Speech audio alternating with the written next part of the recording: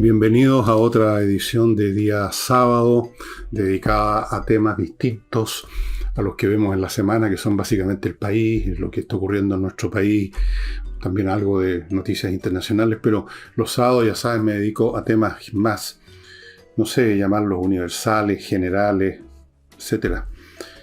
La cosa es hacer algo distinto para ustedes y para mí también. Y hoy día vamos a tocar el tema de los nacionalismos, qué es lo que es el nacionalismo, de dónde viene, qué suele producir, etc. Pero antes de entrar al tema, me van a permitir ustedes que les recuerde que este programa, como todos los programas que hacemos de lunes a domingo, están amparados con el auspicio de miclimo.com, la empresa chilena de climatización premiada internacionalmente 2 veces ya, que instala los mejores equipos, la mejor instalación y la mejor mantención para que usted tenga el clima que quiera, como lo tengo yo. Los días ahora no se sabe si van a estar fríos, mucho calor, poco calor, más o menos. Yo tengo un aparato que me mantiene a la temperatura que yo quiero en verano, en invierno, filtra el aire, está conectado a internet, no produce ruido, funciona con electricidad, no dependo de la parafina, no dependo del gas, no dependo de nadie, salvo de pagar la cuenta de luz, que gasta muy poco, no agrega mucho a la cuenta normal. Y dispongo, además, de un sistema silencioso, como ustedes pueden apreciar, ni un ruido, y yo estoy con la temperatura que quiero. A veces son 21, a veces pongo 19. Yo manejo mi clima. Por eso se llama Miclimo. Continúo con flamenco, amigos. Hoy en la noche tienen la oportunidad, si es que todavía no han pensado cómo pasarla, cómo iniciar el fin de semana, o si ya lo iniciaron el viernes, cómo continuarlo. Bueno, aquí tienen una opción fantástica. Flamenco en la Casa del Jamón Tenderini 171, un espectáculo fantástico. Están citados a las 8:30. Antes de eso, les sugiero que en ese teléfono reserven una mesa para que se instalen con sus amigos, con su familia, a escuchar, a comer, a beber, a tomar, a pasarlo súper bien. Hay un estacionamiento a 50 pasos, quizás, cruzando la calle Agustina, salen de Tenderini, cruzan Agustina y hay un estacionamiento subterráneo que muchos de ustedes seguramente conocen, donde el auto queda seguro, es cómodo, hay mucho espacio, sobre todo en la noche va a haber espacio y lo va a pasar muy bien. Y finalmente les recuerdo mis libros en la tienda elvillegas.cl/tienda. Ahí los van a encontrar. Hay un paquete grande que tenemos preparado con varios libros míos, 6 a 40,000 pesos, pero usted puede comprar de a uno, puede comprar el que quiera. Esa es una posibilidad que nosotros le ofrecemos, no es obligatorio, por supuesto. Por 40 lucas, la entrega es muy rápida, un día en Santiago, 2 días en provincia, y el pago fácil, o con transferencia, cuando usted entra a la página para comprar, o por transferencia bancaria, o usando sus tarjetas. Usted verá.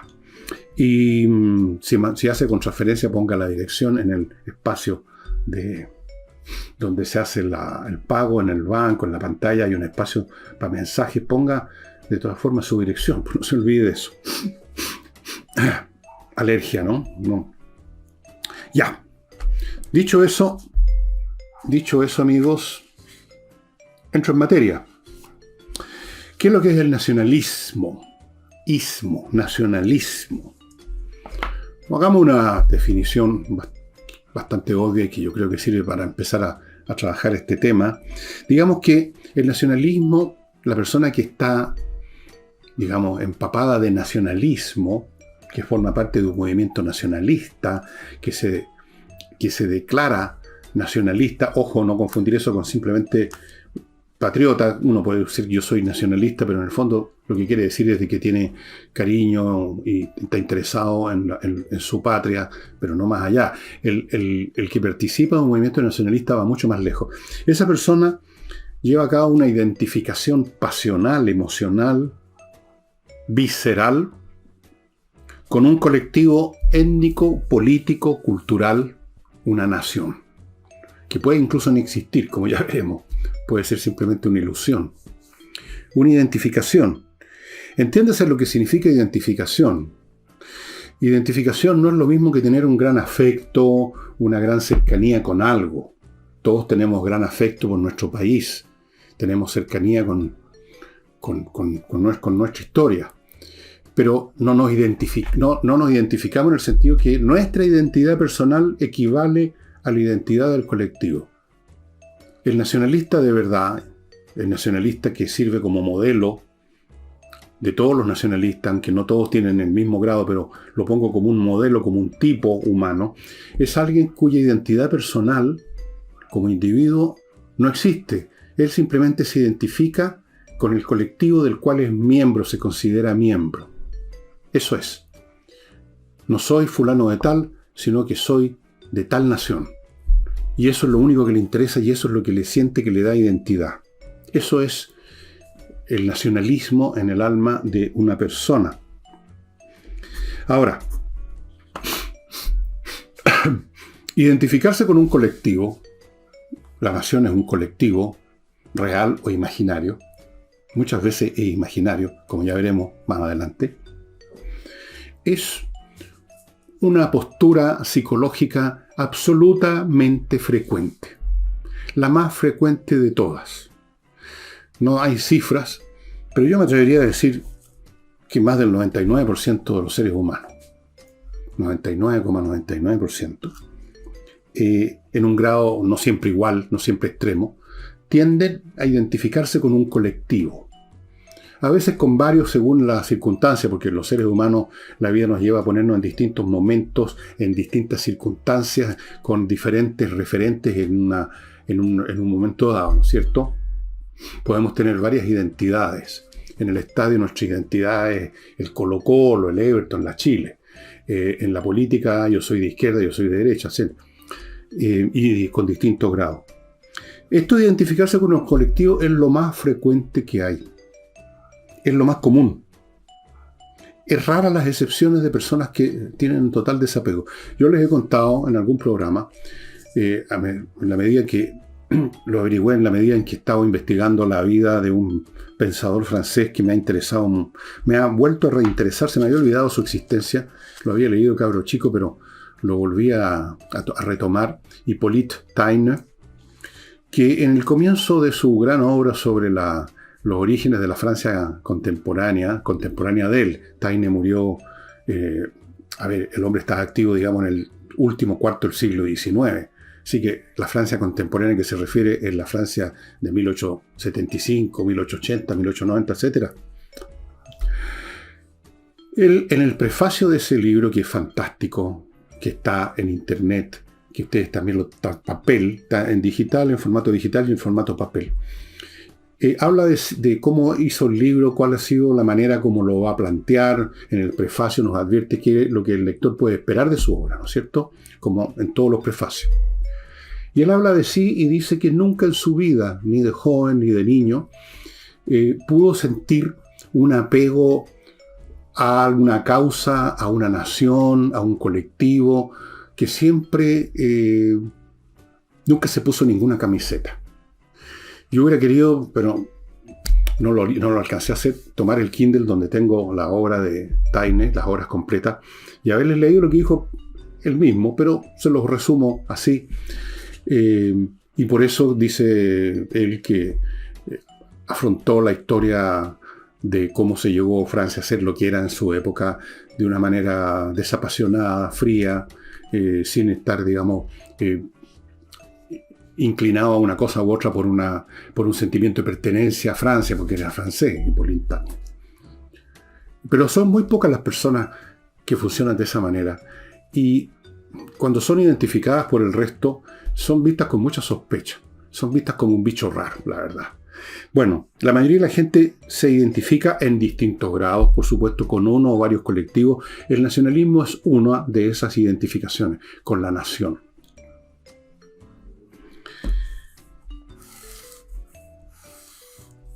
Se dan grados, repito, se dan grados. En el grado extremo tenemos el activista nacionalista, como los que promovieron la causa nacionalista en Europa, por ejemplo, durante el siglo XIX, que fue un periodo, después de las guerras napoleónicas, de muchos movimientos que tenían intenciones diversas intenciones, hubo muchos movimientos, fue una época de gran trifulca política. Estoy escribiendo sobre eso, algún libro que publicaré, no sé, por 2, 3 años o 4 años más si sigo respirando en este planeta. Y muchos movimientos que habían, estaban los nacionalistas, y ahí vemos con los personajes que aparecen en las historias relativas a ese periodo, hay muchos libros sobre eso, la clase de personajes que han hecho en esa época, del establecimiento de la nación con su propio Estado, etcétera, lo que vemos aquí con el tema de la causa del pueblo mapuche, como llaman, dedicados 100% a eso. Como me imagino que están acá los llamados luchadores sociales de la CAM, y que otros llamamos terroristas. Depende de cómo se vea el asunto. Toda su vida está dedicada a eso. Sus pasiones, sus emociones, sus pensamientos, lo que hacen, lo que no hacen, está prácticamente todo dedicado a eso, a esa causa. A partir de ahí hacia atrás, digamos, hay grados menores y menores hasta que se llega simplemente a la persona que es patriota en un sentido común y corriente, o incluso se llega al que no tiene mucho sentimiento de pertenencia a ningún colectivo. Los Hipólito Taine de este mundo, que son muy pocos, contados con los dedos de una mano.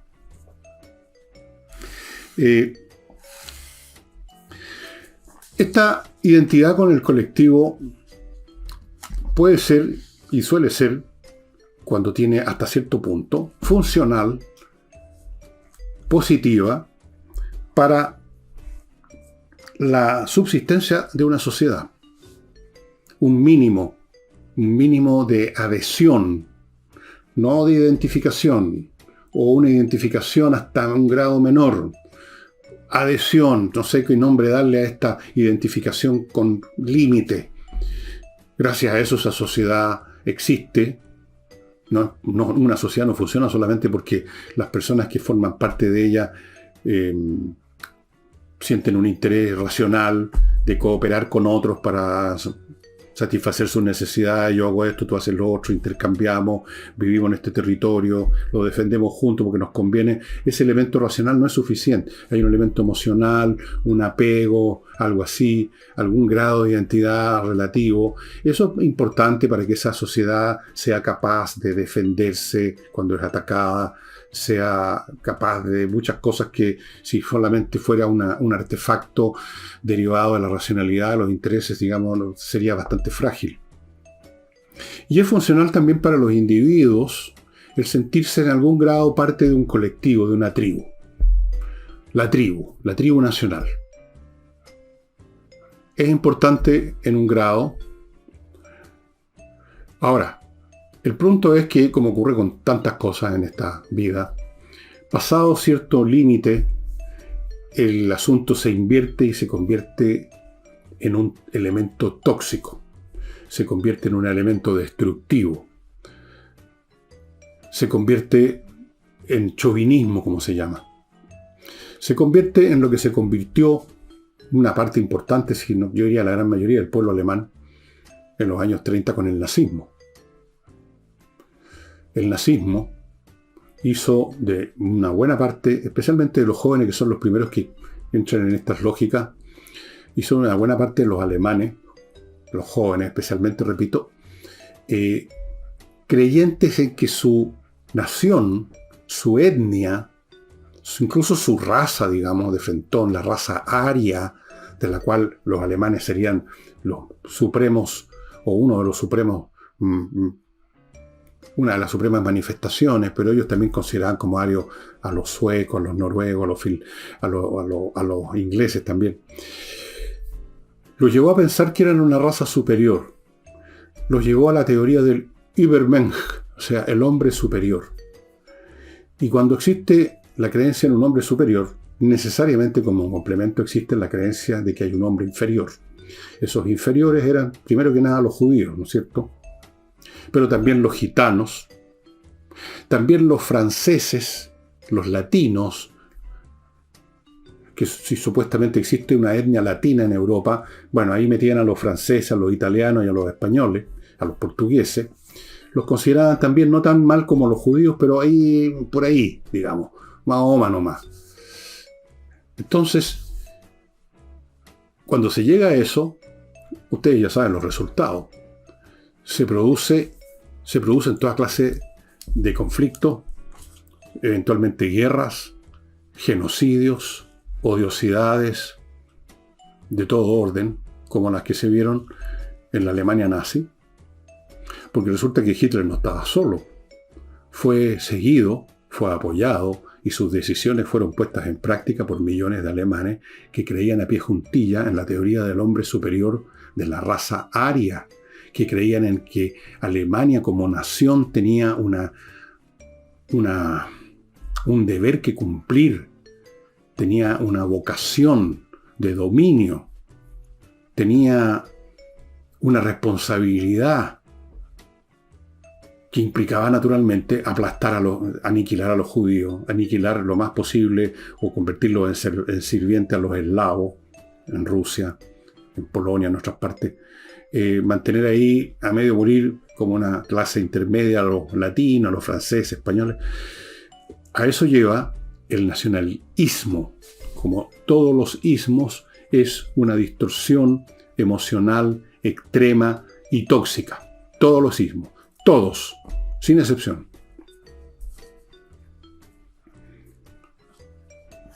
El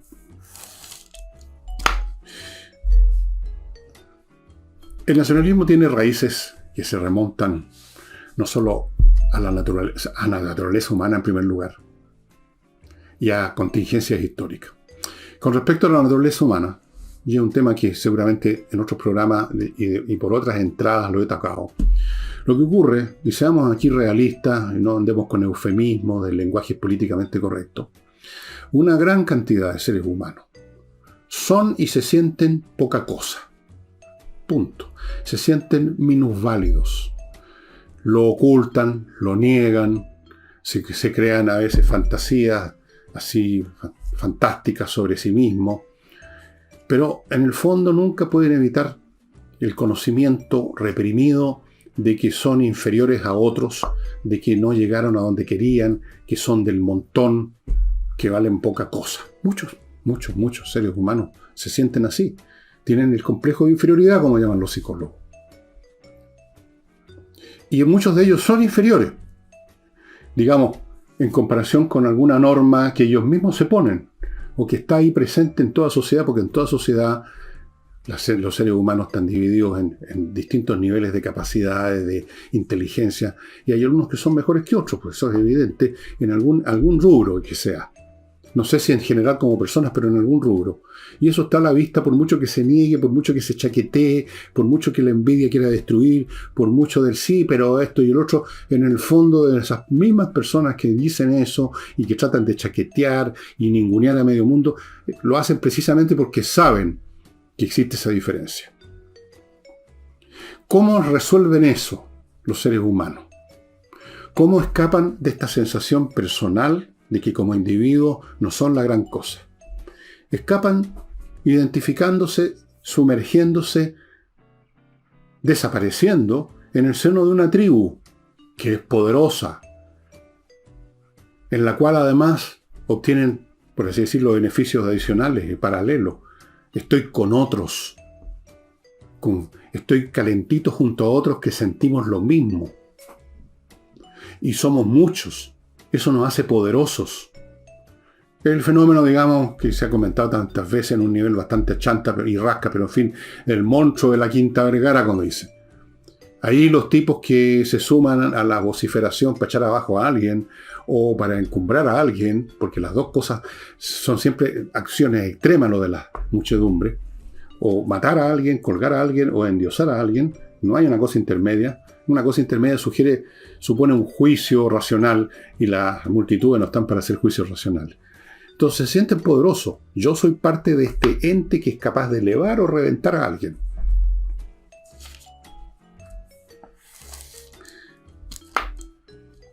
Y eso se ve todo el tiempo. A veces en forma muy local, muy parcial, momentánea. La pertenencia al grupo, a la tribu. Por lo tanto, la liberación.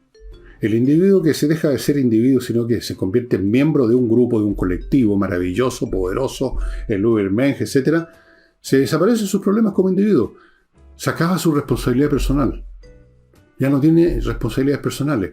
Es el grupo el que decide. Es el grupo, por último el Führer, el líder del grupo, que en el fondo es una manifestación en dos patas, digamos, del grupo. Yo no tengo responsabilidades. Yo sigo al Führer. Y lo sigo junto con otros. Y somos maravillosos, somos magníficos, somos superiores.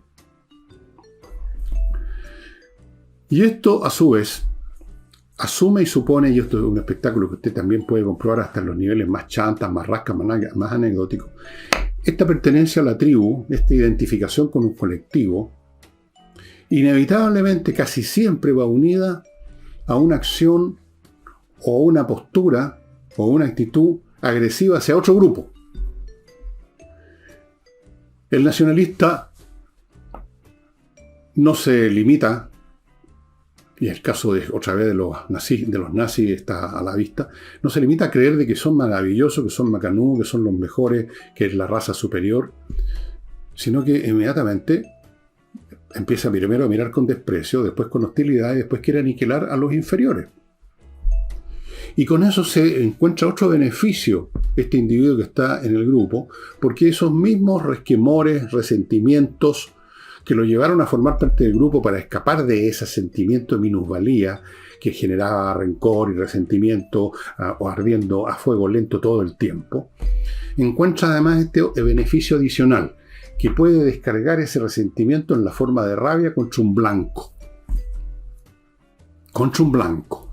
Hay alguien a quien matar, destruir, pisotear, humillar, cancelar, como dicen ahora. Entonces, la tribu ofrece, la nación, o lo que sea, ofrece un remedio de amplio espectro a los problemas de esa persona minusválida. ¿Y quiénes son los más minusválidos? Si uno examina, por ejemplo, la estructura demográfica de quienes se sumaron al nazismo con más entusiasmo, algunos, primero los jóvenes, segundo jóvenes de clase media. ¿Y por qué? Porque las personas que están, digamos, en una situación aún inferior económicamente y socialmente, las clases más bajas de una sociedad, digamos, no tienen tiempo, no tienen energías. Todo se les va en la supervivencia del día a día. Son los de las clases medias, especialmente los jóvenes, que tienen más o menos garantizado techo, ropa, comida, zapato, alguna educación. Son esos, pero que siguen siendo lo que son. Siguen siendo minusválidos, sintiéndose minusválidos respecto a otros.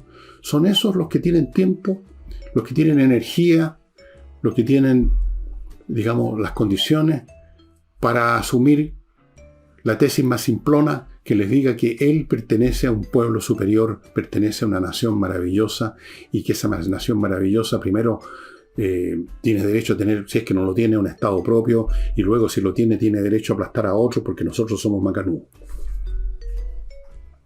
La mayoría de los jóvenes, que los primeros por lo menos que se metieron al partido nazi ya por entusiasmo, porque después otros siguieron por conveniencia, por oportunismo o por miedo a quedarse fuera, eran jóvenes estudiantes alemanes, que en algunas oportunidades, siendo estudiantes, o sea, supuestamente personas que respetan el pensamiento, respetan, digamos, el mundo de la cultura, son los que protagonizaban las quemas de libros, como hubo alguna famosa.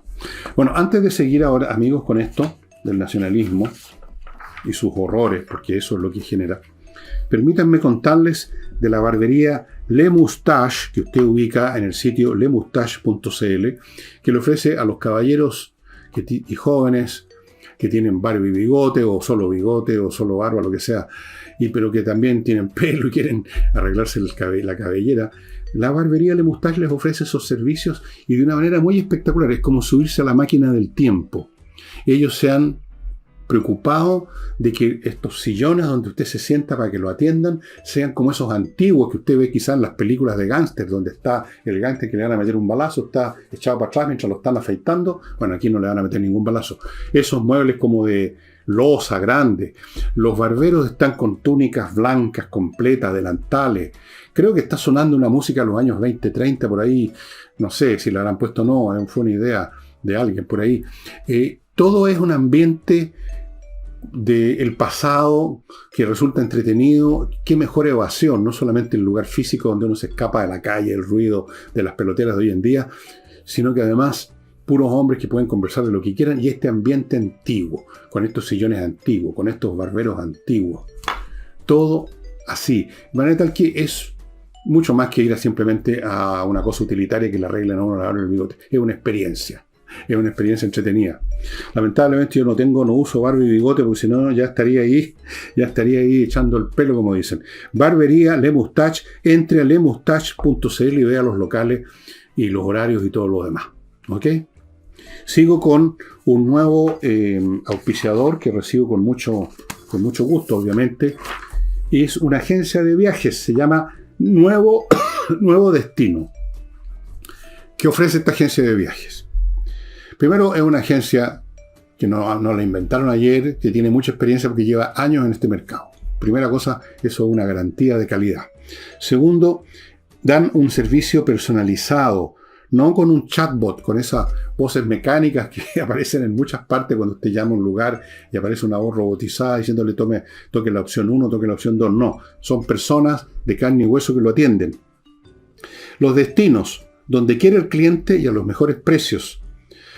Si usted quiere un lugar distinto a los que hay ya disponibles, que tienen ahí en la página web, se lo buscan. Le buscan el mejor precio, le buscan la mejor fecha, la temporada que desee. Tienen especialistas en viajes grupales. Ojo, señores estudiantes, viajes de curso. Paquetes completos, el vuelo, el hotel, los traslados, todo. Usted no tiene que estarse preocupando de nada de todo eso. Llámelos, ahí están los datos, escríbales, mándeles un WhatsApp para contactarlo y decirle quiero ir a donde sea que usted quiera ir. Y eso, pago con tarjetas de crédito o con transferencias. Agencia Nuevo Destino. Sigo con suplemento Vito, que es para mascotas, perros y gatos. Un suplemento que usted lo vierte a la comida normal que le ha comprado a su animalito, en los pellets, y se convierte en un super pellet, en un alimento premium, con todo lo que el animal necesita para que además de alimentarse esté sanito, con el pelo brillante, y se va a enfermar mucho menos y se va a ahorrar usted los gastos de veterinario, que son bastante grandes. Suplemento Vito está en el sitio de ellos, y en cualquier mascotería me dicen que está también el producto, en muchas de ellas. Y sigo con Oxinova, un polvito que se convierte al contacto con agua y al cabo de una hora o 45 minutos que esté, por ejemplo, en una olla, ahí puede echar el polvito que viene en un sobre como de sopas Magic, se convierte en una colonia de bacterias aeróbicas con las cuales usted destruye todos los malos olores, vertiéndolas allí donde vienen los malos olores, por ejemplo, en el vertedero de la cocina. No importa cuán limpio usted trabaje su cocina, se deposita materia orgánica en las cañerías, en los recodos, en los codos, en las cañerías, eso se descompone y empiezan los malos olores. Estas bacterias matan, destruyen a las bacterias que producen la descomposición y por lo tanto el mal olor. O sea, van a la raíz del problema. Ojo, señores de restaurantes, donde de repente los malos olores son tales, cuando uno sale de la mesa y va para el baño, por ejemplo, y se acerca a las cocinas, y yo por lo menos hay uno o dos restaurantes que ya no voy más cuando iba a restaurantes por el mal olor. Ojo, debieran tenerlo todos los restaurantes este producto. Realmente cambia completamente el cuento. Oxinova. Bueno.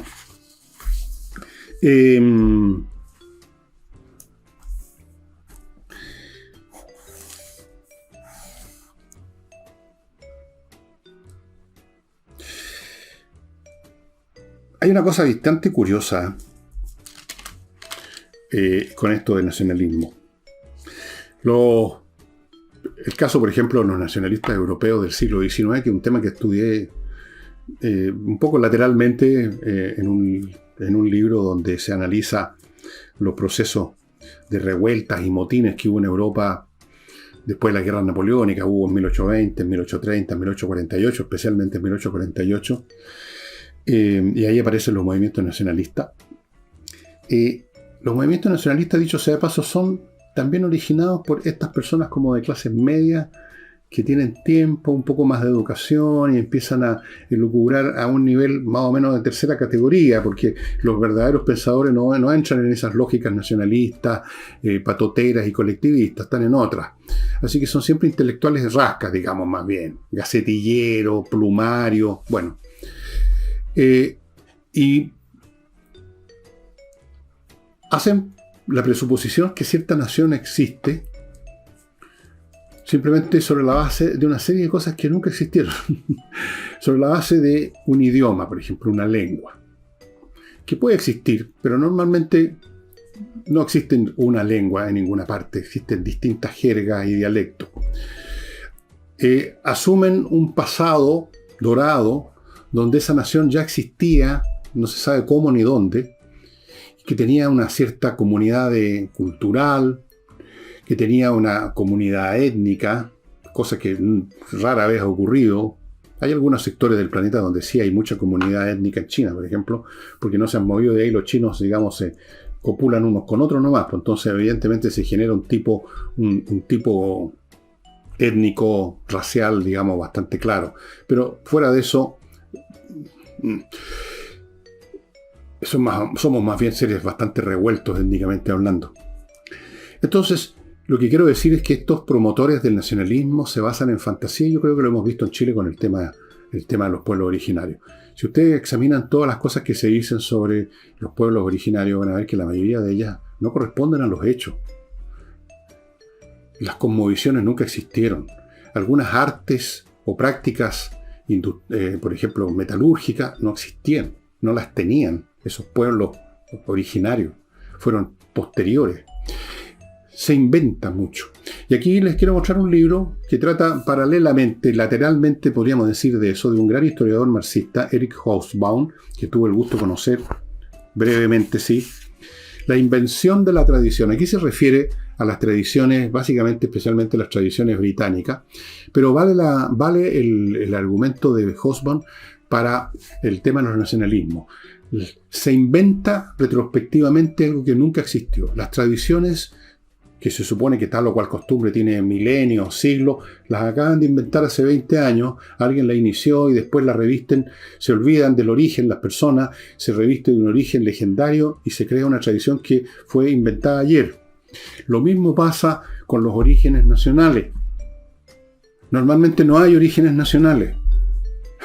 No existe tal cosa como un pueblo que tiene un origen, una nación y que se ha mantenido a lo largo de los tiempos, que a lo mejor la han pisoteado, no tiene un Estado y ahora tiene derecho a darse el Estado. Eso es una mentira. Si uno retrocede en el tiempo, uno no encuentra una nación originaria. Encuentra toda clase de cambios, de trasvasijes étnicos, de situaciones que en ningún caso constituyen un cuerpo homogéneo que se mueve a lo largo del vector del tiempo. Es una mentira, es una falsedad, es un mito. Es una cosa inventada. Y eso se vio claramente porque existe mucha documentación sobre lo que planteaban los que querían formar una serie de naciones, especialmente en el caso del Imperio Austrohúngaro, donde habían muchas etnias distintas, llamémoslas nacionalidades, si quieren por darles algún nombre, pero que no eran naciones, nunca lo habían sido. Antes de que existiera el Imperio Austrohúngaro habían sido parte de algún ducado, de alguna otra cosa. Antes de eso habían sido distintas tribus que se habían juntado y mezclado y qué sé yo, un revoltijo. Nunca hubo tal cosa como el ente húngaro, el ente checo. Eso es una mentira. Las naciones, cuando existen, se producen en el futuro, no vienen del pasado. Todas las cosas que usted le cuenten sobre la nación tal o cual, como si fuera una entidad que existió desde los tiempos más remotos y que ha sido maltratada, que no tiene Estado, que esto, que lo demás allá, es un cuento de hadas. No existió nunca eso. No existió nunca.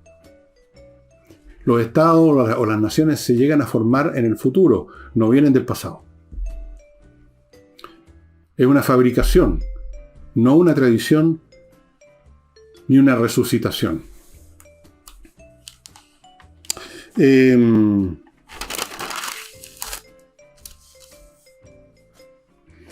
Alguien decía, una persona muy concreta, que se llamaba Samuel Johnson, un gran polímata británico del siglo XVIII, un hombre que fue el autor del primer diccionario de inglés, más o menos bien hecho.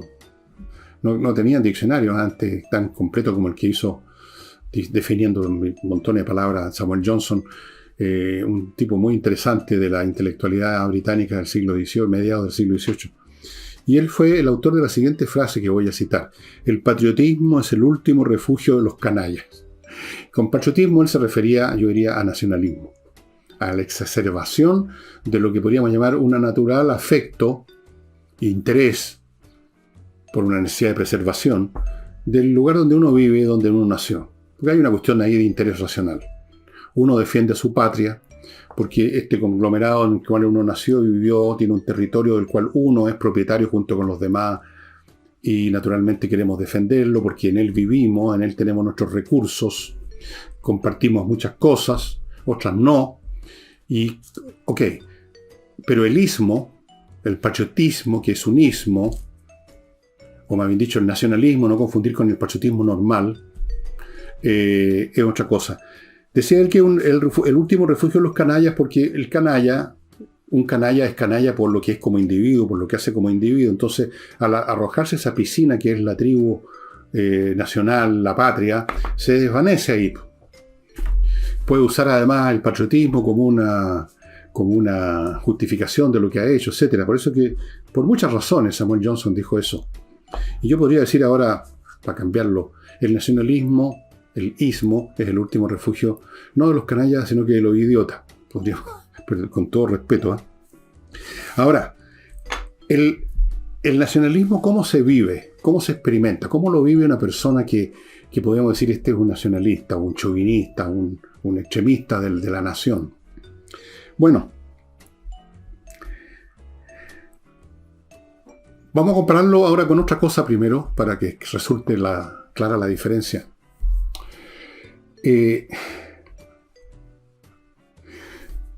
Una persona auténticamente religiosa puede vivir su creencia, su confesión religiosa, puede experimentarla privadamente. Un cristiano no necesita ir a misa, puede ir, por supuesto, se le pide que vaya, pero puede, en la soledad de su casa, rezar, pensar en su Dios, qué sé yo. Puede ser, y muchas veces es una experiencia privada, totalmente. Puede ser.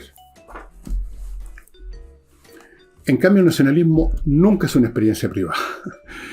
El nacionalismo se vive en rituales colectivos. En rituales colectivos. Ahí se experimenta la sensación de ser nacionalista, mientras que la sensación de ser creyente, ser cristiano, por ejemplo, se puede experimentar en soledad. Rezando, qué sé yo, como sea. La experiencia de ser nacionalista, así individualmente, no tiene mucho sentido incluso. Es una cosa de patota, es una cosa de grupo. Es el grupo saltando todos al mismo tiempo, el que no salta en momio, gritando todo al mismo tiempo con los ojos desorbitados, vociferando. Siempre contra alguien, por supuesto, porque esa es una de las características que he mencionado de los sentimientos, de las emociones nacionalistas o colectivistas, es que ojalá haya, y casi siempre hay, un blanco al cual volcar la rabia, contra el cual estar. Porque parte importante de la solidaridad intergrupal de una tribu es el atacar o el defenderse de otra. Es el conflicto con otra. Sin un adversario, sin un enemigo, sin un rival, la tribu pierde mucha cohesión, pierde mucho entusiasmo, pierde mucho fervor. Entonces usted, a los nacionalistas, como en general a los miembros de cualquier ismo, usted los va a ver que los viven básicamente en rituales colectivos, en actos colectivos. La marcha, la concentración, la gritadera, todos juntos en algún lugar, la movilización. El ejemplo más extremo de eso, de el nacionalismo convertido casi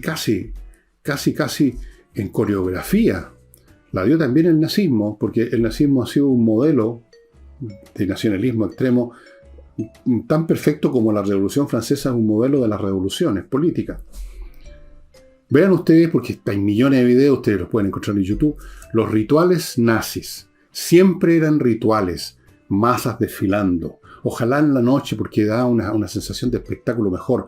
Los reflectores iluminando el cielo, las antorchas, las banderas, los saludos, las masas alineadas, el Führer avanzando entre filas y filas de hombres y mujeres para subir sobre estrado enorme de alto, para gritar y vociferar. Todo colectivo, todo un ritual donde los hombres comunes y corrientes, alemanes, sin mayor gracia, derrotados, empobrecidos, minusválidos, se sentían que ya no eran fulano de tal, Herr no sé cuánto, o Fraulein, sino que eran parte de esa entidad masiva, el pueblo alemán, el Vox.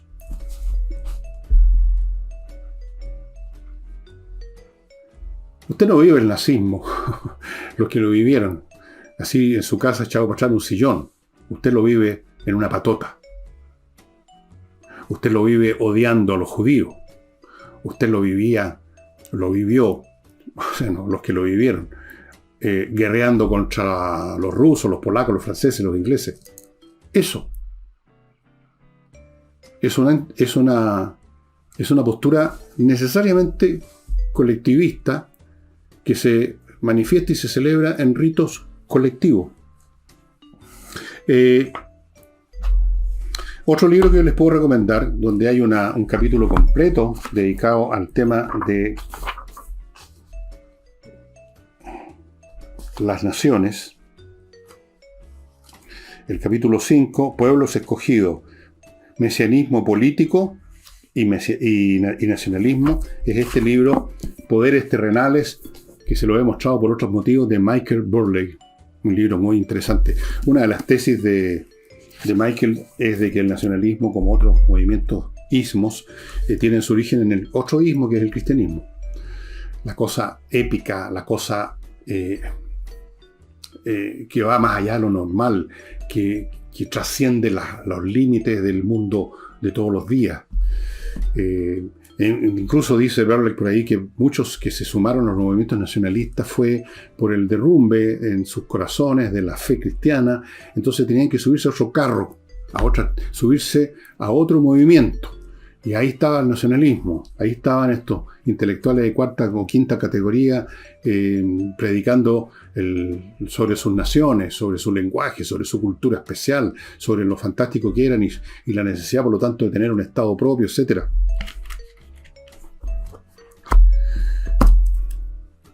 Amigos,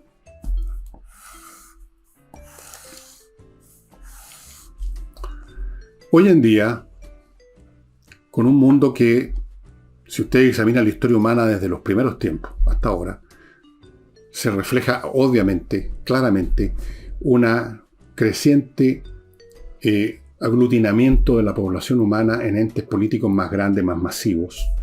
Partimos como la bandita pequeña, el clan, ahí fondeado en una caverna. Después aparecen las tribus, después aparecen los reinos, después aparecen los imperios. Ahora tenemos la globalización. En fin, hay un movimiento general hacia podríamos decir, la fusión, que algunos ven como una cosa siniestra, que llaman globalismo, a propósito de ismo. Pero vaya la cosa, yo no voy a evaluar si está bien, si está mal, yo simplemente estoy constatando un hecho. No hago juicios de valor si puedo evitarlo. No me interesa ese tipo de pensamiento basado en me gusta, no me gusta, es bueno, es malo. Prefiero ver cómo funcionan las cosas, como quien observa funcionar los movimientos de los astros en el firmamento, digamos, no, en el cielo. Hay un movimiento que va hacia la unidad de la humanidad en una sola entidad, ya sea que tome una forma formal, como un Estado universal o no, da lo mismo. Entonces, los movimientos nacionalistas, el incentivar, como aquí lo vimos en Chile, de una forma circense además, de caricatura, el valor de tal o cual grupo, de cual de tal etnia, y tratar de dividir, como cree algún partido político de la izquierda ahora, de que este es un Estado plurinacional, o sea, revalidar que existen naciones, que son varias naciones y que tienen sus propios derechos y cuestiones. No existe tal cosa. No debiera existir, por último, creo yo. Pero, como le dije al principio, hay una tendencia natural de los seres humanos a fundirse en entes colectivos para ahorrarse las responsabilidades, para ahorrarse sus pequeñas minusvalías, porque formando parte de un cuerpo colectivo ya da lo mismo lo que uno era, ya no es más ese individuo. Ahora usted es miembro del partido, ahora usted es activista del movimiento, ahora usted es un acólito, un feligrés. Se liberó de sí mismo, y por eso que uno ve, especialmente en los primeros tiempos, cuando la gente recién entra en un movimiento, que están contentos, están casi eufóricos, porque se han desprendido de ese peso que es la responsabilidad personal, ahora forman parte de un movimiento, todos somos hermanos en ese movimiento, hay alguien que nos dirige, no tenemos ni que pensar en nada, y somos más la raja, y echémosle para adelante, compañeros. Eso. Y no hay nada más patético, estimado amigo, a mi juicio. Esto sí que ya es personal. No hay nada más patético que esa resignación, que esa rendición de la responsabilidad individual. No hay nada que, ya entrando en lo valórico, a mí me produzca mayor rechazo que el patotismo, que el gregarismo, que el sumergirse en colectivo, y todas sus derivadas políticas y culturales. Nada me produjo más mala impresión desde que era niño. Y yo creo que tengo razón en esto. Que esos individuos que sacan pecho y dicen, soy de descendencia, que sé yo, cualquier cosa, a mucho orgullo. Y yo decía, ¿y por qué? ¿Por qué pertenecer a tal o cual pueblo, grupo, nación o país es motivo de orgullo? ¿Cuál es el orgullo de ser chileno, norteamericano, israelita, ruso o cualquier otra cosa? ¡Qué absurdo! Pensaba yo, de cabro chico. No lo podía entender. O sea, veía a mis compañeros, algunos de ellos eran bastante... Bueno, en un curso siempre hay los que son listos y los que son un poco menos listos, ¿no? Veía unos flojones que no servían como estudiantes, eran una calamidad, qué sé yo, medios lesos, pero que de repente, porque tenían un apellido extranjero, decían, y yo soy descendiente de no sé qué, y lo decían como ya sacando, como que era una virtud. ¿Y cuál era la virtud? En primer lugar, si el pueblo tiene una virtud, no necesariamente la comparten todos sus miembros. Y en segundo lugar, los pueblos no tienen virtud ninguna. Los individuos pueden tener virtud o no. Todos los pueblos, salvo que estén en condiciones muy desmedradas, más o menos, que tengan una población con un mínimo, digamos, suficiente, por razones meramente de estadística, de matemática, tienen un porcentaje de gente superior, muy brillante, que produce obras de arte, ciencia, que hacen cosas, y los demás no. Y esos demás no tienen ninguna participación en lo que crearon esos tipos excepcionales. Nada. Nada, cero. Yo he visto algunas personas, de algunas etnias, lamentablemente hacer ejercicio tonto y decir, mira, aquí esta es la tremenda lista que tenemos de nuestros genios de esto. Bueno, ¿y eso qué tiene que ver con usted, pues? ¿Qué tiene que ver con usted? ¿Y qué tiene que ver incluso con el pueblo? Si eso tiene que ver con razones históricas, contingentes. ¿Cuánta gente está educada? ¿En qué circunstancias históricas ese pueblo está operando, está viviendo? ¿Con quiénes está coexistiendo? Si eso va a generar o no una buena cantidad o no va a generar de personas que producen obras o no las producen. Es una cuestión puramente histórica. No vienen las células madre de ningún pueblo. Además, los pueblos tampoco tienen células madre. Es un revoltijo de razas, de etnias, de genes, etc. Permítanme, amigos, recordarles ahora algunas cositas antes de continuar. Segunda opinión clínica, amigos, ya les conté, esto es una atención vía internet, online. Usted le manda a donde corresponde, aquí están viendo los datos a mi derecha, todos los datos correspondientes a algún problema de salud importante, de una enfermedad crónica, una situación de salud, digamos, que requiere una atención, un cuidado por largo tiempo, quizás por toda la vida, ¿no? Hay algunas enfermedades que son estados crónicos, digamos. Usted manda todos los datos, ellos los analizan y luego se ponen en contacto con usted online y durante una hora más o menos le dan el cuadro general que el médico particular que usted lo atendió para esa enfermedad no le va a dar. Usted va a un centro médico o llama a un médico a su casa y va a ver el asunto unos minutos y luego le va a dar quizá una receta y eso es todo y hasta luego. Aquí le va a dar el cuadro completo de cómo enfrentar este problema en todos los aspectos de la vida. Esa segunda, que se llama opinión clínica, es mucho más que una opinión clínica, diría yo.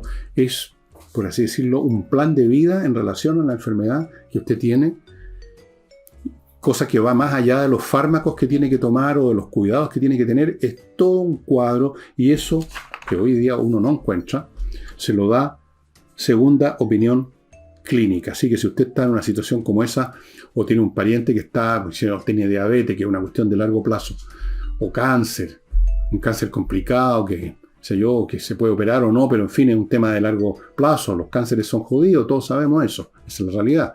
Lo mismo. Bien, continúo con SLI, Servicios Logísticos de Ingeniería, consultores para temas logísticos de su empresa.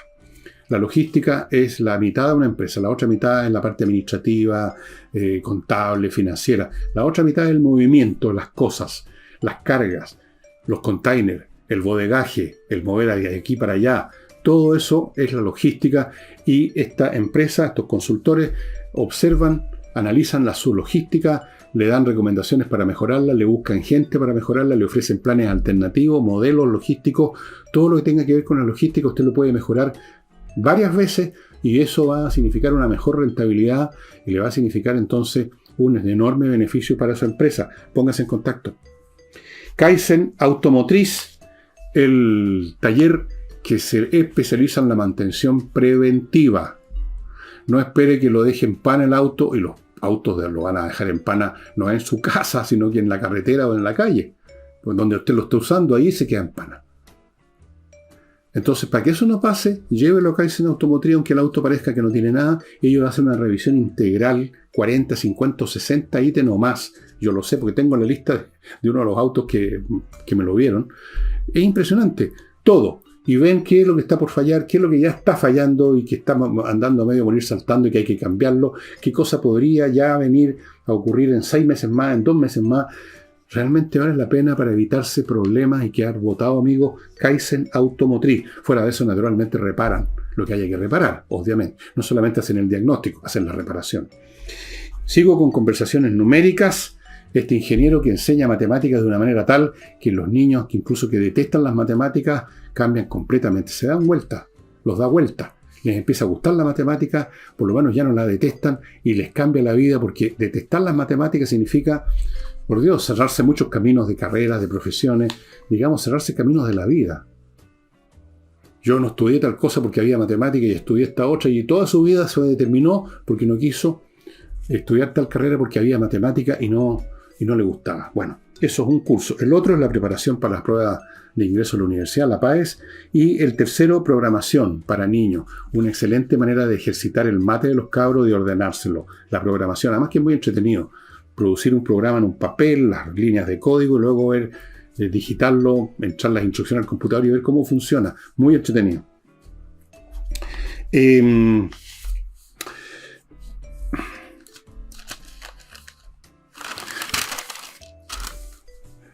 los tiempos actuales, decía yo, en que este proceso en que la humanidad va convergiendo a formas cada vez más amplias, más integrales de estructuración política y social, digamos,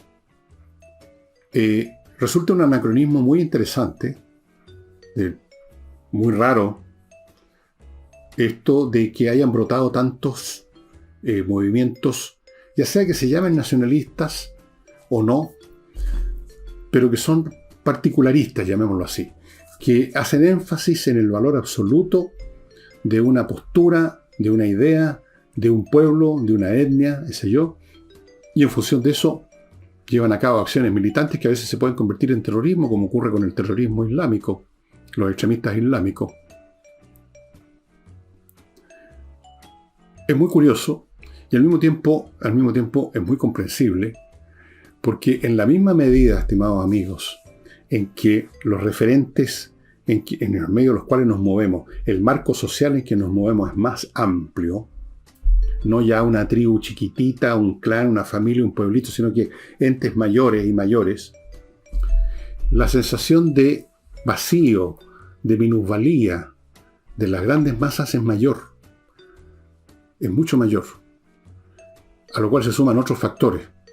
El anonimato de las grandes ciudades, nadie conoce a nadie, nadie le interesa nada de los demás. Entonces, están dadas las condiciones psicológicas para esta búsqueda del colectivo calentito, chiquitito, donde soy alguien. Naturalmente hay otros elementos que pueden existir y que se conectan con esta tendencia humana. Por ejemplo, un grupo de personas que comparten más o menos una historia común pueden estar efectivamente sometidos al dominio de otro pueblo. Eso puede ocurrir y ha ocurrido muchas veces. Por ejemplo, los imperios coloniales evidentemente que tenían bajo sujeción a los pueblos que habían conquistado. Entonces había ahí otro elemento que jugaba, por supuesto. Pero ese elemento era y es siempre puesto en acción con toda la pasión del mundo por estos factores psicológicos internos que hacen que una persona, cuando ve que su grupo está bajo el dominio de otro, que uno es parte del grupo dominado, por ejemplo, como eran los indios cuando la India era parte del Imperio Británico, entonces la casta superior eran los blancos, los ingleses, que monopolizaban los puestos de poder y todo. Entonces, naturalmente, los indios querían librarse de eso, hay una razón política, pero lo que le daba fuerza a esa convicción, y no quedaba solamente como una conversación de sobremesa, eran estos elementos psicológicos que estaban disponibles y que encontraban ahí una causa justa, llamémosla, si ustedes quieren.